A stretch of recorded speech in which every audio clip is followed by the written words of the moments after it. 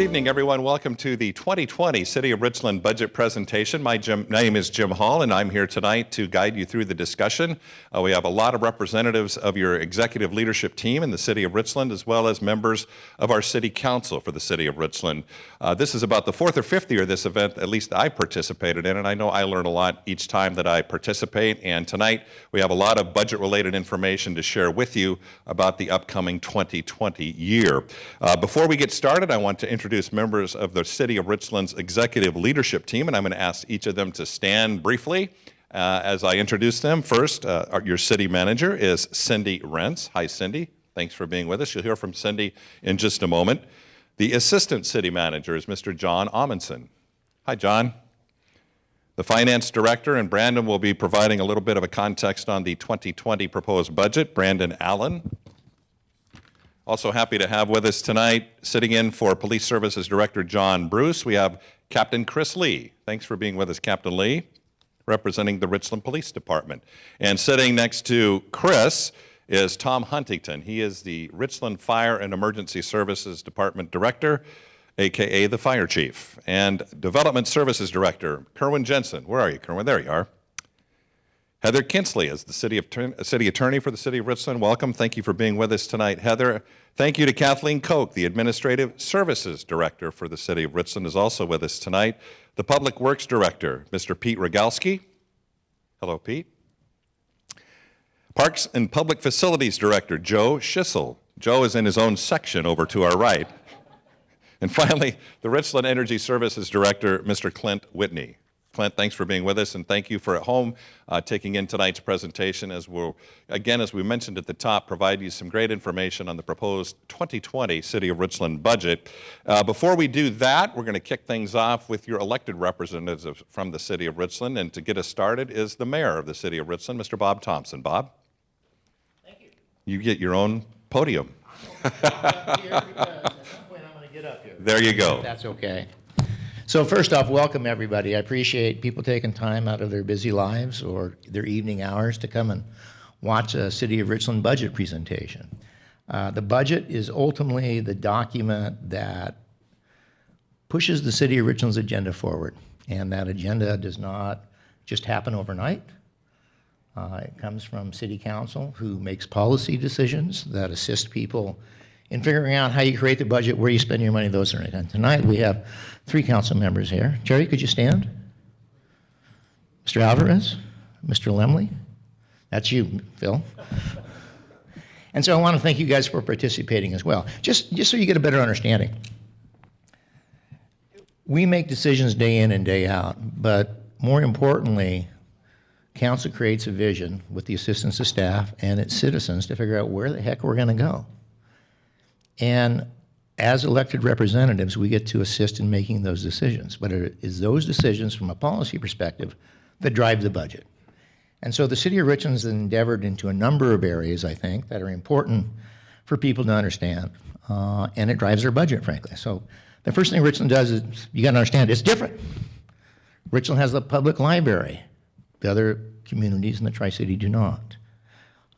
We have citizen advisory boards for that. We have a lot of citizens advisory board. We actually listen to our citizens in ways that, in my observation, I don't know how much the other cities, they have them, but I don't know how much they listen to them. And so it's a whole different deal in the City of Richland because everybody gets an opinion. They like to express it in the City of Richland. So you get those opinions. And so the council members get together and take the input from the community and figure out where we're going. A couple of the drivers that basically drive our budget is the idea of connecting the downtown with the waterfront. How do we do that? What efforts need to be made? What cultures, frankly, have to be changed? Those are weighty questions, and we're always looking out, not this year. People worry about today, about whether you got your water and sewer and police and fire, because we do a heck of a job on that. What people don't realize what council really does is look to the future. Who are we going to be in 5, 10, 15 years down the road? What changes in the world might impact the City of Richland? And that's really what we're designed to do from a council perspective. But we get as much assistance we can from the people that provide us information, because we're not the smartest guys in the world. Some of us may think so, God, sometimes I think I'm that guy, but the truth is, we're all experts in a very small slice of the world. And we like to take that information and apply it where we can. But the truth is, we need information, and we get that through staff and the community and our advisory boards. With that, we create visions. And again, one of the visions is slowing down traffic on George Washington Way. How do we do that? Well, maybe you build a bridge to take some of the traffic off the bypass highway and maybe off George Washington Way to give that opportunity a chance to blossom. That's what we do. We take a lot of input before we make decisions like that. And at some point, as I always say, there's nothing for free. You got to figure out how you're going to pay for things. And so that has occurred. We made conscious decisions on how about funding things. And that's really what a budget's all about. The budget's broken into a lot of different components. There's a general fund, but we've got, what? An electric utility. That's amazing. Take a look at the percentage of our budget that does that and how important that is to our residents, because that's the stuff that frankly drives the city of Richland and makes us competitive to other communities around here when we come to trying to get businesses and people to move here. Safety, low rates for all the services the city provide are essential to having us move forward. And I guess I want to do is simply take the time to congratulate staff first. It's easy to create policy. It's darn tough to implement it because, what do they say? Success has 1,000 fathers, and things don't go so well. There's only one, and it's always staff's fault. Or at least we might point a finger. But maybe we didn't think about it correctly. But again, that's the template of what we do. And we have, not everybody's on the team of Richland's side out there, frankly, because we're in competition with everybody. We really are. Whether you like to acknowledge it or not, we are. And so when we create a budget, we look at the competition, we look at the environment that surrounds us, we look what resources we have, where we can continue to provide quality services. And I'm going to turn this over to Cindy because my role is pretty simple at this point. I mean, these guys go to work on their budget months and months ago. And if you watch the process develop and the long hours, because they get kind of crunched down because we have things that drive the budget reports, it is important that we all understand how essential staff is and the hard work that goes into it. So again, I know on behalf of council, and I think I speak for the most of the community, way to go, guys. You've really done a great job. And this budget is exactly right in line with what we expect out of our staff. And the city of Richland, sometimes we get complacent realizing how good we got it, frankly, or how good we're doing. Just take a look around. You'll get a better, if you want to live someplace, you want to live in Richland. With that, hand it back over to you, Jeff. All right. Thanks, Mayor Thompson. Before we bring up the city manager to provide some context for the upcoming 2020 budget cycle, we wanted to, during the course of the program, share some statistical facts just to show some of the successes that Mayor Thompson alluded to just on how busy and how active and how robust the city of Richland has been during the 2019 year. So I'm going to ask you to look at the screen and we're going to ask a couple of questions. Now, of course, last year the city moved into a new city hall.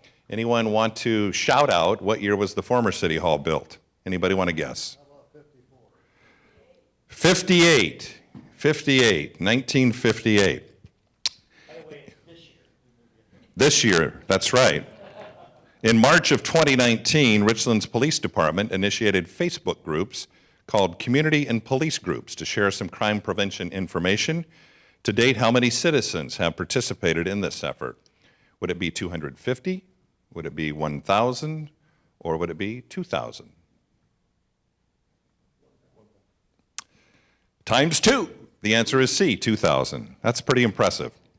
This year, of course, marked the 75th anniversary of the Manhattan Project, and approximately how many people came out on September 14th of this past year to celebrate and participate in the Atomic Frontier Day event held down at Howard Amon Park?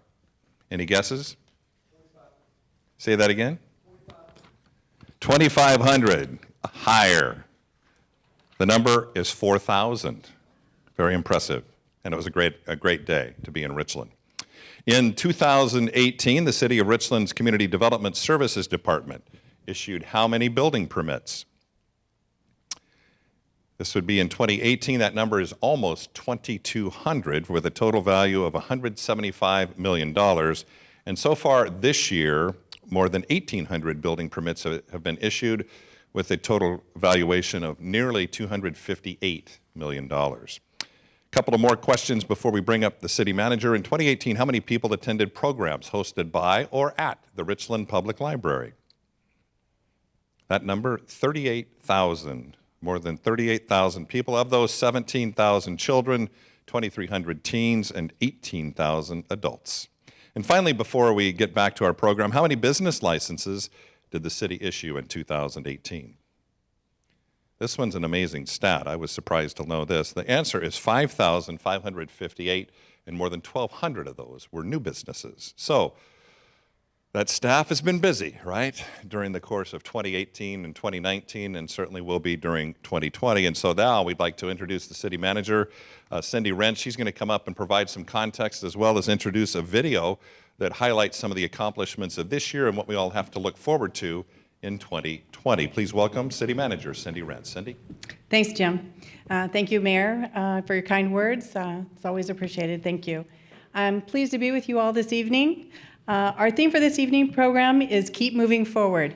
And all of our employees had these shirts when we moved into our new City Hall. It was a great day. A lot of work went into that, a lot of stress, but we made it. And I'm very, very proud of staff for pulling that off. This year has brought change with the new City Hall, as I said, new technology and improved business processes. These changes bring anticipation and excitement for new opportunities in Richland. Before we watch the video regarding the 2020 budget and its priorities, I'd like to reflect for a moment on the accomplishments of this past year and how they align with Council's strategic plan. The strategic plan was approved in 2018 and consists of 6 core focus areas. Number 1 is promoting financial stability and operational effectiveness. This week, we will launch the first phase of our enterprise resource planning software, which is the financial backbone of our city accounting management software. Number 2, manage infrastructure and facilities. We successfully completed construction and the transition into the new City Hall. This new facility combines staff resources and services from 3 aging facilities into 1 convenient location. Number 3, increase economic vitality. We saw continued expansion of businesses at Horn Rapids Industrial Park, including expansion of Preferred Freezer and Lamb Weston. Construction began on the Park Place Apartments at 650 George Way. This mixed-use development will contribute to the vision of a walkable waterfront community. Number 4 is manage our natural resources. Shoreline and swim beach improvements continued along the Columbia River near Howard Amon Park. Number 5 is maximizing our community amenities. Improvements were made in several of our parks, including a new play structure at Goethals Park and lighting at Columbia Point Marina Park. Number 6 is enhanced neighborhoods and community safety. As I mentioned in the upcoming video, we successfully recruited and hired our police chief, John Bruce. He was not able to make it this evening, and Captain Lee, I appreciate you being here. In addition, we launched public education initiatives, including Heart Safe Richland, and our community and police program called CAP, which we talked about earlier. These significant accomplishments include projects and initiatives that will continue to progress into 2020. I will share more of those with you now in the following video. The City of Richland has seen and continues to see remarkable growth as people and businesses seek out Richland as a place to call home. Our community offers an exceptional quality of life, providing robust public safety, services, and amenities. We are a first-class, full-service city and provide police, fire, emergency medical, regional dispatching, all utilities, safe streets, parks and public facilities, a landfill, and a public library. Hi, I'm Cindy Wrench, Richland City Manager, and it is my pleasure to present to you my proposed 2020 City of Richland budget. The proposed budget is responsive to community needs and council priorities and positions our city on a path to keep moving forward into the future. In 2020, the city will make significant investments in public safety services to protect our quality of life and enhance safety in all corners of our city. We will move forward with plans to design and construct a new full-service fire station with police satellite office in North Richland. The new facility will be located on the corner of Battelle Boulevard and Port of Benton Boulevard near George Washington Way. This project provides a unique opportunity for the city to partner with Pacific Northwest National Laboratory. This facility will address current and anticipated growth in North Richland and improve response times to homes and businesses which are outside of the current standards of cover for emergency response. To staff this facility, the city will hire an additional 12 fire and EMS personnel. A Federal Emergency Management Agency, or FEMA grant, has been secured to help fund this expense. The Fire and Emergency Services Department launched the Heart Safe Richland initiative in 2019, aimed to reduce the number of cardiac arrest-related deaths in our community. To date, nearly 5,000 individuals have received hands-only CPR and AED training. In 2020, we will see similar outreach. Richland Fire and Emergency Services works closely with Cadillac Regional Medical Center to support the health and safety of our community. In 2019, we recruited a new Chief of Police, John Bruce.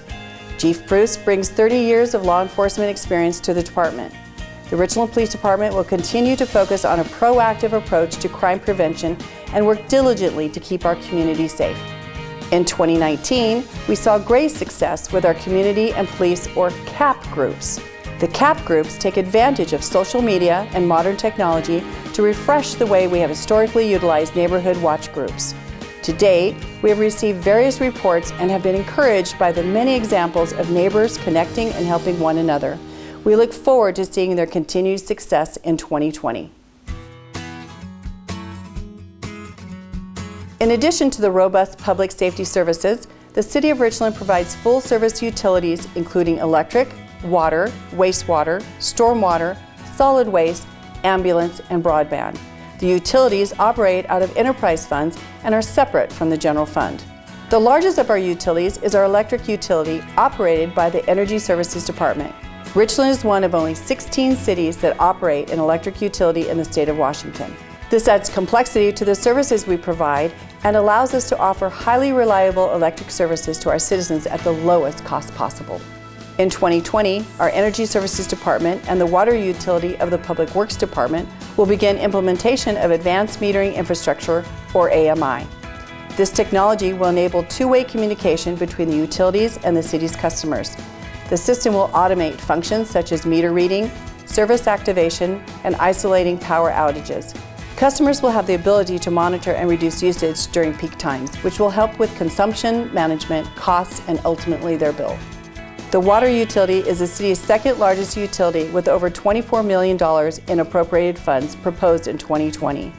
We will prepare and add new customers in the Lorraine J neighborhood to our service area after completion of the construction of a new water distribution system in the first half of 2020. In 2020, we anticipate our current landfill will reach capacity and will begin to place waste in the new cell currently under construction. A new scale house will be built to support improved traffic flow, and in 2020 is the final year of multiple franchise agreements with private waste haulers serving several areas annexed in 2010. At year-end, the solid waste utility will be transitioning customers in those areas to city services and begin billing in 2021. The city's wastewater utility operates the wastewater treatment facility and manages city's sewer services. The wastewater division recently updated its collection system maintenance programs aimed at reducing property damage claims caused by obstructions in the city's collection system. There are no plans for rate increases in our water, sewer, stormwater, solid waste, or electric utilities. A rate increase for the ambulance utility is currently being considered by City Council. If adopted, the rate increase would reflect a monthly increase of $2.19, bringing the rate to $10 per month effective January 1st, 2020. This rate increase supports our emergency medical services capability. The city's Public Works Department is responsible for maintaining the city's streets. In 2020, the Pavement Preservation Program will shift focus to south of the Yakima River. Work will include arterial and neighborhood street resurfacing using several techniques to best utilize program funding. The scope of work for the program faces jeopardy in November's general election with Initiative 976. We will see reconstruction of Columbia Park Trail between the Ben Franklin Transit Center and the Reach Museum. The road will be enhanced to meet requirements of the city's Complete Streets policy. This project is in partnership with the Port of Kennewick and Benton County. Its completion will allow the area to leverage its location near the Columbia River and Columbia Park to support redevelopment and increase recreational use of the area.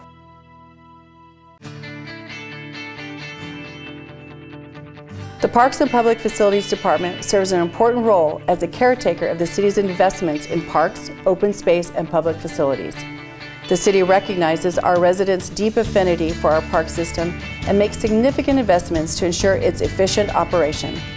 My proposed budget includes nearly $11 million in maintaining and enhancing these amenities. It also includes plans to begin construction of the 30-acre West Village Park at Badger Mountain South. We are working with community partners to explore land acquisition and trail development on Little Badger Mountain to preserve Richland's iconic ridgelines. In addition, we will begin plans for future development of Hanford Legacy Park, an economic development investment focused on sports tourism. Our Parks and Public Facilities Department also provides the recreational program our community has embraced. We plan to build upon the success we saw in 2019's Mobile Recreation Program, which brought programming to underutilized city parks in an effort to create community and promote physical activity. Our city has seen immense growth over the course of the past decade. Since 2010, our population has increased by 18.29%. In 2019, we saw a 2.8% increase from 2018, the highest per capita change in the Tri-Cities. People and businesses continue to seek out Richland. This is in part due to the success we have seen with economic development in our area. North Richland infrastructure investments have resulted in approximately $494 million in new facilities and private investments, such as Preferred Freezer, Packaging Corporation of America, and Lamb Weston's plant expansion, resulting in approximately 700 new jobs. In 2020, we will continue to extend key roads and infrastructure to open more land development opportunities in the Horn Rapids Industrial Park. In 2019, we saw a significant change in our core downtown area with the completion of our new City Hall and the demolition of old City Hall site. We also completed significant investments to Swift Boulevard, promoting our goal of increased walkability and connectivity. The City of Richland is actively marketing the old City Hall and Annex building site for sale or lease. This corner is a key component of Council's vision for our downtown and waterfront areas. The Duper Bridge project is on schedule for completion in fall of 2020. The bridge will provide increased connectivity between Central Richland and the Queens Gate area. This project is a key component to our public safety deployment model. Duper Street between Queens Gate Drive and Keene Road will see several improvements to account for anticipated changes in travel patterns. Completion of this project is the result of nearly 2 decades of planning and is an excellent example of the responsible stewardship of our public resources. The city was awarded multiple state and federal grants totaling over $34 million of the project's $37 million budget. The City of Richland is resilient. We are committed to facing challenges as they arise. The past few years have brought significant snow events to our community. Just this year, we experienced a snowstorm breaking a 100-year record. Although we hope to see better conditions in 2020, we are better prepared to handle winter weather. Staff has worked diligently to develop a winter weather management plan. The plan is a fiscally responsible way to expand our existing resources. We have purchased additional equipment and identified partnerships with private contractors ready to assist if needed. Additionally, the plan outlines clear communication plans with citizens, community partners, and stakeholders. Although we work diligently to plan for the future and mitigate challenges, we also recognize we have to consider factors outside of our control. Initiative 976 jeopardizes the Transportation Benefit District's authority to impose vehicle fees. In the City of Richland, this would greatly impact our pavement preservation program. Passage of I-976 would reduce funding by approximately $800,000 to $1 million annually. Currently, the TBD provides funding for approximately 13 lane miles of standard surface treatment. After the interfund loan for planning and design costs of the Duper Bridge is paid off in 2023, the program will fund approximately 24 lane miles annually. If passed, City Council will be faced with the challenging task of deciding to scale back our pavement preservation program, find additional funding sources, or cut other city programs in order to fund the pavement preservation plan. This initiative also impacts the services Ben Franklin Transit provides in our community.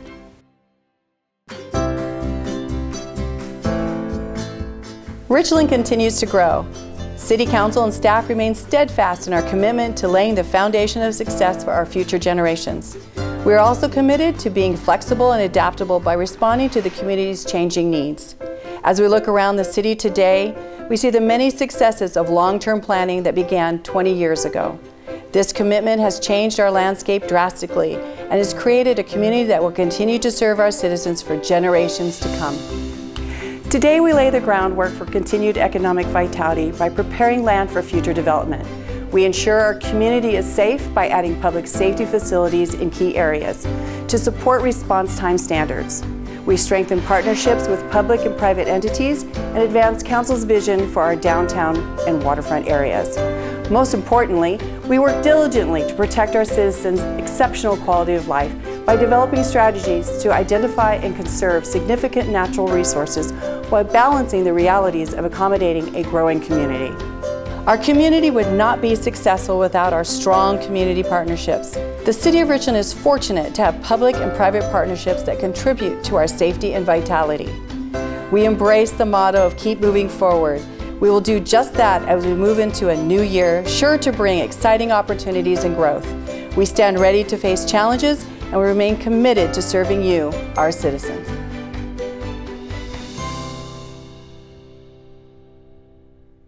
Very nicely done, Cindy, and kudos to Mike Charbonneau and his team for developing that video. It really provides a great context and perspective for all of the accomplishments over this past year. I do have to point out, please, I'd hope you don't have to tap into that snow removal budget this year.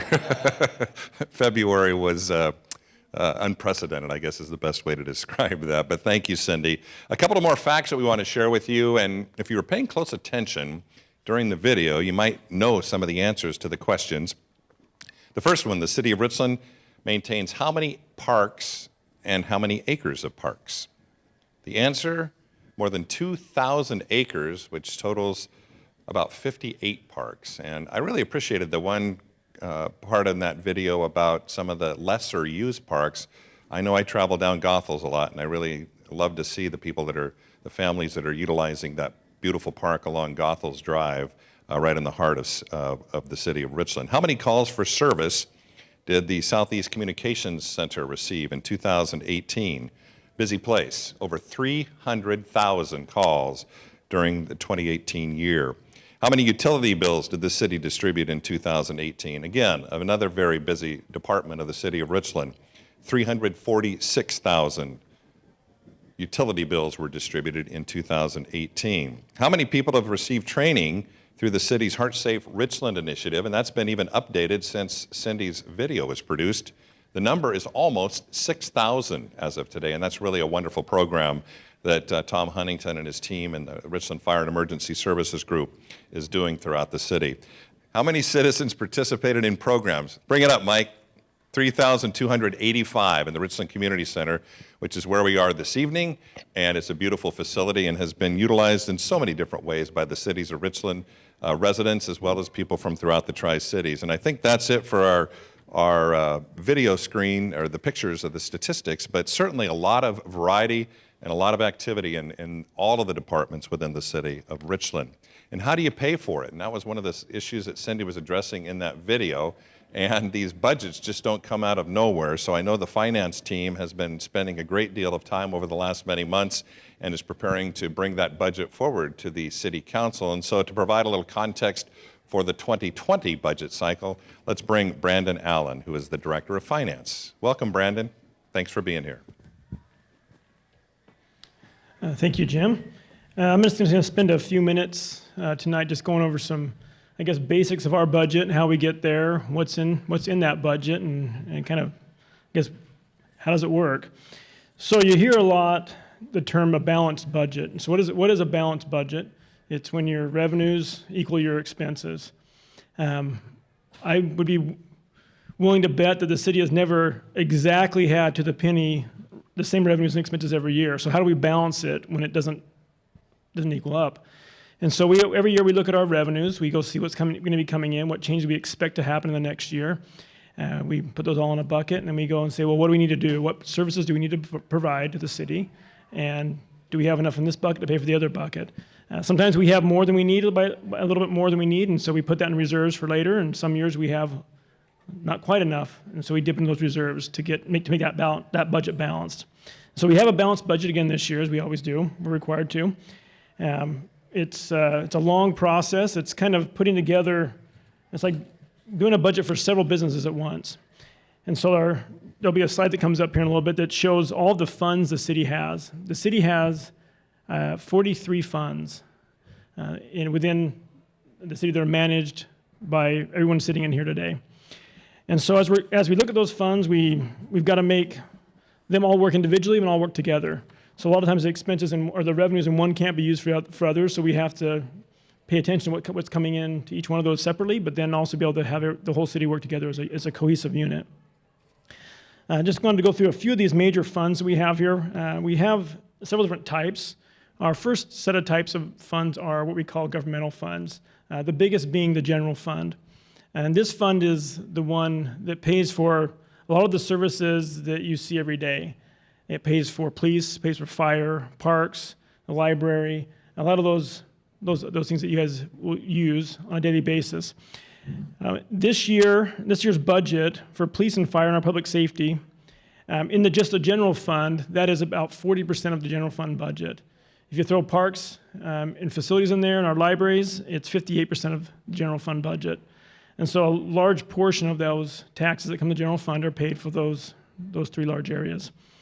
We also have what we call special revenue funds. These funds are where we track revenues separately to pay for specific expenses that they are allowed to be spent on. We have some programs such as hotel, motel, or lodging tax, our community development block grants or home grants that we have. Those run through those special funds. The debt service funds are just what they sound like. When we have bonds or other debt that has payments, like our mortgage payments in our house, we put that money in there every year, and that's used to pay that year's debt service. And then the last one that we have in the governmental area is capital project funds. And as you look at our capital improvement projects, then our program that we have there, those projects are in that. You'll see being funded through these different funds. And we track them through there to make sure we're not overspending and making sure that we're spending what we say we're going to spend on those. Then we go into our enterprise funds. These are the utilities. They're, I guess you call them businesses that operate like a business most people are used to. In fact, the accounting is actually different for those than everything else we do. You'll see we'll see streets. You have electric, water, and all of our utilities. You'll also have the golf courses in there, and those they have to run. And those ones are regulated in such that for the electric utility, we can't use the fees we charge for electric service in the water fund or in the general fund. So those are very much self-contained and have to operate within the revenues they collect. And so every year we're spending time going through those funds and determining how much does it cost to provide those services, and are the rates we're charging currently adequate to do that. And we don't often have to raise rates. Every once in a while we have to. And for instance, our electric utility, we buy most of our electricity from BPA and for other areas in the market. And so when they raise their rates, we have to evaluate that and see if we can absorb it or if we have to pass it on. And then lastly on this list are internal service funds. And these are just kind of management funds that we use internally to make the city work. We do work for each other, and we just track that as those monies go between the different funds. And so, state law requires that we have certain types of funds. General funds are always required. We always have to have one. We only can have one. And so we try to keep the funds at a minimum so it makes it easier, but we have to have enough to keep us running. And so as we have a lot of different revenue sources, different funds, we have a lot of different revenue sources as well. This next slide will show you the breakout of the revenues we have for the entire city as compared to each other. You can see there's one that's much bigger than the others. And that's what we call charges for services. These are the charges through our utilities for the most part, for the water, electric, stormwater, ambulance, all those services that are provided through utilities throughout the city. The next biggest one is taxes. And these are typically in the general fund: property tax, sales tax, utility occupation tax, and such. And then you'll see the other ones that we have in there. Miscellaneous has miscellaneous things in there. We have, since we are self-insured as a city, we have premiums that go through there that help pay for the insurance for our employees as well. So we have several different sources there. So the question then is, a lot of times we get is, where do my tax dollars go? How do they get spent? And so I'm going to go through just a couple of the larger ones, taxes that you are probably familiar with. First of all, property taxes. And so the slide you see here shows that our property taxes, the property taxes the city receives are not the majority of the property taxes collected. You'll see that's the school districts, and then the state is right there about where we're at 25 cents on the dollar. And the way property taxes work is that it's a rate charged on the value of your home based on per thousand. And the county looks at that every year. You'll see adjustments to your valuation every year. And I just just received mine the other day that told me where my house valuation is for the next year. If you look this year, we did see a pretty good increase in our assessed values in the city of Richland. Our assessed values for the city are around $7.7 billion, up from $7 billion the year before.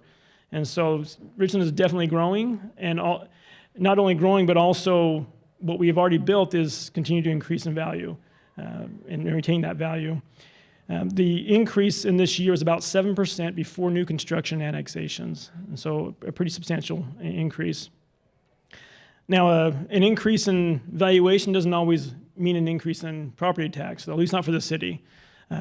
You'll see our levy rate went from $2.44 per thousand down to $2.29 per thousand. So our rate dropped as the valuations went up.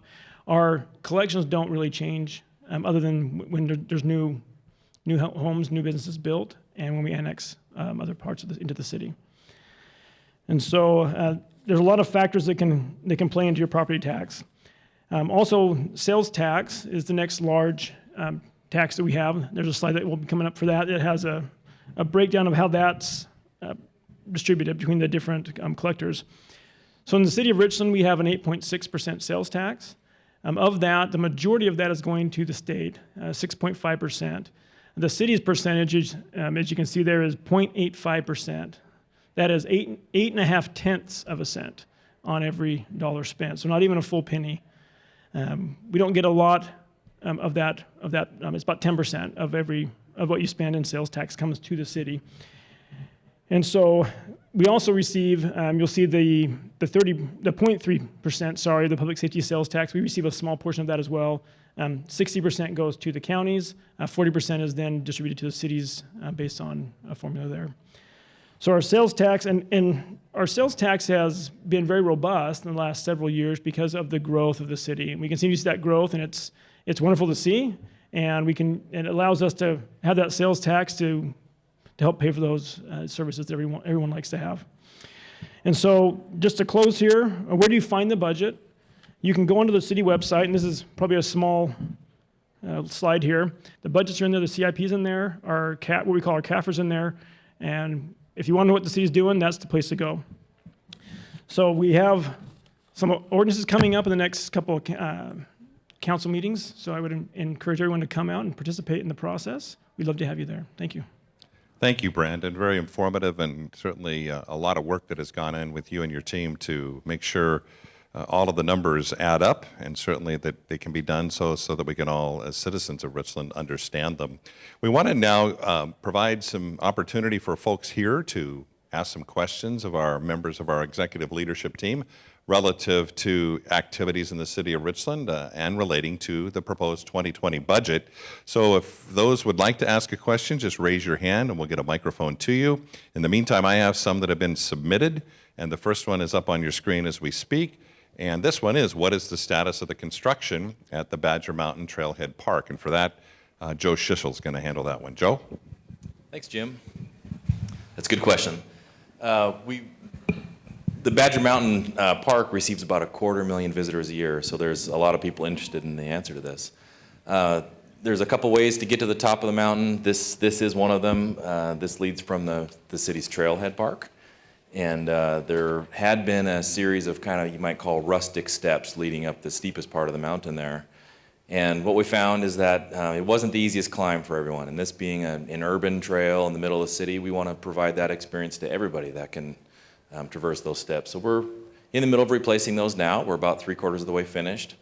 We completed phase 1. We're in a design phase for phase 2 right now, and we should get those under construction this winter to be open in the spring. This spring. That's great news, and it's so fun to be able to see all the people that come and enjoy that park. But what really has gone into that? I mean, like as you mentioned, there are people that can challenge themselves more, or they can take a little more. Now there's more options, right? There are plenty more options, yes. The good news is we built a bypass trail around the steps before we began this project, so there's still plenty of ways to get up to the top of the mountain without having to go through an active construction site. So we sure appreciate everyone's patience while we do that. Well, thanks, Joe. And we're going to move on to a question. And this one we saw in the video that we looked at with Cindy narrating it. And that's obviously what's with the old City Hall site. That came down very quickly, and it looks like it's all ready to be marketed, shall we say. And Kerwin, what is the status of that, and what are the plans for the City Hall site? Well, it is being marketed as we speak, and thank you, Jim, for that question.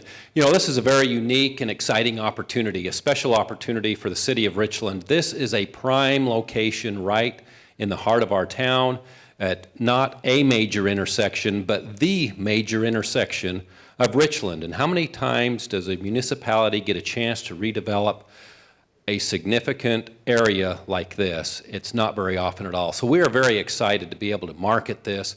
It's roughly a site that is just under 3 acres in size. We would like something there that brings vibrancy to our downtown. We want something there that will complement the downtown area, enhance John Dam Plaza, the Hapo Stage. We heard discussion about the waterfront, and when I moved here a few years ago, Howard Amon Park, that is a gem to our community, and to have the core of our downtown so close to the river like that, and all the trails and the green space we have down here, and that is just within literally a stone's throw of the river, the City Hall, the former City Hall site. So as I mentioned earlier, it is actively for sale. Any proposed item, whether that be retail, restaurants, mixed use with some housing, and living accommodations, any proposal will need to first be vetted by staff and will ultimately be reviewed and approved by the City Council before we move through with that process. Thank you. That's great to see, and especially someone who works in that area. It's been awesome to see what happened in the Parkway with all the restaurants that are coming in there, the opportunities for really to enjoy the great, not only the river and the parks, but all of the great businesses that people can access to go satisfy their culinary desires. So thank you, Kerwin, for that. And now we're going to move on. We saw the work, and of course, if you drive out in the Queensgate area, you see that Duper Tail Bridge under construction, and I understand next year, is it next year, Pete, that's going to be open for traffic? What is the target on that? And I know there's this initiative that's coming up in the upcoming election. And does that cause some anxiety relative to this project? No. No, the project will be completed in the fall of 2020, regardless of what happens on this November's ballot. As the city manager mentioned in her remarks, more than 90% of the project funding was state and federal grants, and wasn't even directly generated within the city. And all of the construction funds were in that category and not dependent on our local sources. The only thing really in play related to the bridge, as you'll recall, the TBD was put in place to partially fund the bridge, and the specific expenses that were covered were some of the pre-construction project development work. And so we've earmarked that funding source to help cover some of those, and should we lose that funding source, we'd have to find a replacement source for those funds. But none of that really impacts the forward-looking progress of the project. And so a year from now, we'll be driving across that bridge. Yes, we will. That's the plan. Or Thanks. riding, or walking, or however we choose to use that bridge. I'm going to walk into town because it's downhill. There you go. Thank you, Pete. And also in the video, we saw that a new fire station is going to be under construction, hopefully fairly soon. And who better to answer that than our fire chief, Tom Huntington. Tom, tell us a little bit about that project. Yeah, so from anybody driving by the fire station, it's going to look like any other fire station, smaller than a Station 7-4 project that we did on Duper Tail. What we're really excited about in terms of this project and this facility is it truly becomes more than a fire station. It really is about public safety. We're going to have space in every new station that we put on the ground for law enforcement, So it really turns into the city's footprint for public safety, covering the geographic areas of the city. So again, great partnership with our friends and coworkers at the police department, and we're very excited at that opportunity. And what is the timeline for all of that project? Well, we're still working on the fine details of that timeline, but we expect to begin the project planning phase in early 2020, and our hope is to have the facility open mid-21 to fall of 21. Terrific. Well, thanks for clarifying that and providing us some context. I look forward to that project serving that part of the city of Richland. We're now going to move on. We know how much we value the wonderful river system that we all enjoy, whether it's the Columbia, the Snake, or the Yakima, and they all come together right here in the Tri-Cities, and two of them connect here in the city of Richland. But there is some discussion, and there has been, and that's why Clint Whitney's up here now, but to talk a little bit about the debate over the future of the dams on the Snake River, and I know there's even further discussion about those on the Columbia River as well. What is the city's concern about that, and maybe give us some context from your view? Sure. The Snake River dams, they really are a regional asset that directly benefits Richland. And there's three implications for removal of the dams. One is near term, and that's a reduction in stability and reliability. We would lose one of three generation assets that directly feed the Tri-Cities transmission network. Second would be midterm implications with loss of the Snake River dams, and that would be a reduction in Bonneville's generation capacity, which would thereby reduce our City of Richland's allocation of preference firm power. In other words, City of Richland would have to go out into the market and buy additional power. And market prices are volatile, and that can be very expensive. And then, of course, the long-term implications with loss of Snake River dams would really impact the city's economic development capabilities. And economic development is one of our core strategic focus areas, and loss of that capacity could threaten whether we could serve future economic development customers. So it's the Snake River dams are a regional asset and directly benefiting Richland. Interesting. Well, thanks for that perspective, and we'll certainly be watching that closely as time goes by. There are a lot of people that come in and out of Richland on vehicles, and actually walking and riding bicycles, and so all the more reason to make sure that our streets are as safe as possible. And some people like to go a little faster than they should, and I'm understanding that George Washington Way is one of those areas. And Captain Lee, is that true? And what kinds of things are you doing along G Way and maybe other parts of the city to mitigate some of these concerns over speeding? Speeding can happen anywhere in the city, so not just necessarily on George Washington Way, but we do have a heavy traffic flow of traffic coming along George Washington Way. It's kind of the 3 E's for traffic enforcement for us. It's engineering, education, and enforcement. So our traffic safety unit that we have is really good. They work hand in hand with our traffic engineers to make sure that we're analyzing the data, looking at flows, looking at times, looking at speeds and everything else, and so we can strategically deploy our resources to those locations that we know we have high volumes and high probability of speeders or other traffic violations, to include a lot of things that end up in fender benders. So we're looking at the engineering aspect of things. Then we go into the enforcement, which is the easier piece. We catch you speeding and then stop and either do the education piece or we issue the citation. We're also going to look at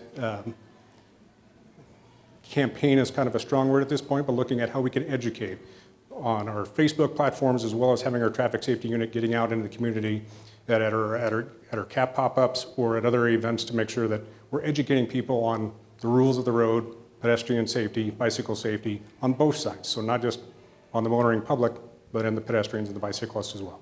Interesting. And a quick question follow-up to that is, you see in some of the neighborhoods where reminders of what their speeds are those accessible to the public, or how do they go about neighborhoods accessing those, or can you? I'm sorry, I don't understand the question. When you drive through neighborhoods and you can see how fast you're going when you're driving by, more as a way, just as a deterrent to remind you that to slow down, probably or children, the speed. Yeah, we get those quite a bit, and our crime prevention specialist is the one that coordinates the deployment of those and the utilization with our VIPs So any requests that we get, we prioritize them, and then we deploy them out into the community. Well, I'm going to be contacting my neighborhood watchman. There you go. Thanks very much. That's great information, and we appreciate all the great work that you and the rest of the police department do to keep all of the citizens safe. Thanks so much for being here tonight. Any other questions before we adjourn this evening? With that, our city manager will wrap things up for us. Cindy Rentz. Thanks, Jim. Hey, I just wanted to thank staff. We have a very complex organization. We have a large city, lots of different business needs, lots of different amenities, and as you can see from the video, we have a remarkable community, and these department heads run excellent services with the help of the men and women of the city of Richland. So I just want to thank you for your work. I also know that the work that's being put into this budget, it takes a long time. We start in April, and Brandon stresses till the council says yes or no. And it is a big project. We are working on ways to lessen that burden on staff because we're getting so large. We are budgeting pretty much year-round. And when you're putting all your resources into budgeting, you're not able to really capitalize on some of the other things that you should be working on. So more to come on that. But intended next steps for the 2020 budget are a public hearing and a first reading of the budget acceptance ordinance during the city council meeting scheduled for November 5th. The second reading to approve the budget ordinance is scheduled for November 19th.